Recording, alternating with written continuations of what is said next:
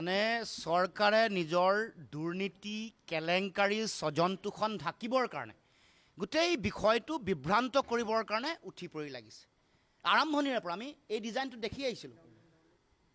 বহু ব্যক্তিয়ে তেওঁলোকৰ মানুহেও এই বিষয়টো এপেক্স বেংক বিষয়টো তেওঁলোকে মুখত মাত নামাতে।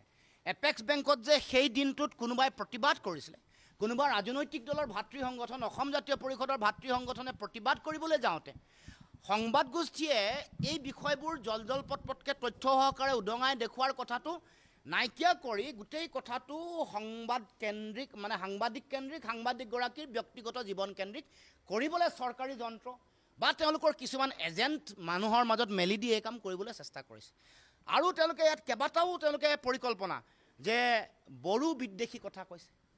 তেওঁলোকে বিধানসভাৰ অধিৱেশনৰ দিনৰ পৰাই এই যে বিশ্বজিৎ দৈমাৰী, এই আমাৰ ৰূপজ্যোতি কুৰ্মী ডাঙৰীয়া বা নুমল মমিন তেওঁলোকক কেন্দ্ৰ কৰিও তেওঁলোকে জনজাতীয় বিদ্বেষী চিন্তাৰ কথাটো তেওঁলোকে বেলেগক এইটো মানে মূল বিষয়বস্তুৰ পৰা আঁতৰাই ৰাখিব খুজিছে।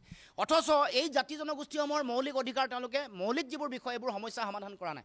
এতিয়াও ঠিক তেনেকৈ সাংবাদিকগৰাকীৰ বিভিন্ন বিষয়ক ধৰি তেওঁলোকে কথাটো এপেক্স বেংকৰ কেলেংকাৰীত তল পেলাবলৈ চিন্তা চৰ্চা কৰিছে।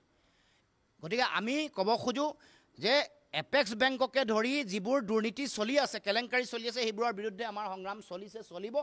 আৰু সংবাদ কৰ্মকৰ্তাসকল, সাংবাদিকসকলক, সংবাদ গোষ্ঠী সকলো ব্যক্তিকে মই আহ্বান জনাইছোঁ যাতে এই বিষয়সমূহ কেলেংকাৰী, কয়লাৰ কেলেংকাৰী, এপেক্স বেংকৰ চিণ্ডিকেট, মাটিৰ কেলেংকাৰী, বাগানৰ কেলেংকাৰী এইবোৰৰ পৰা যাতে বিৰত হৈ নাহে।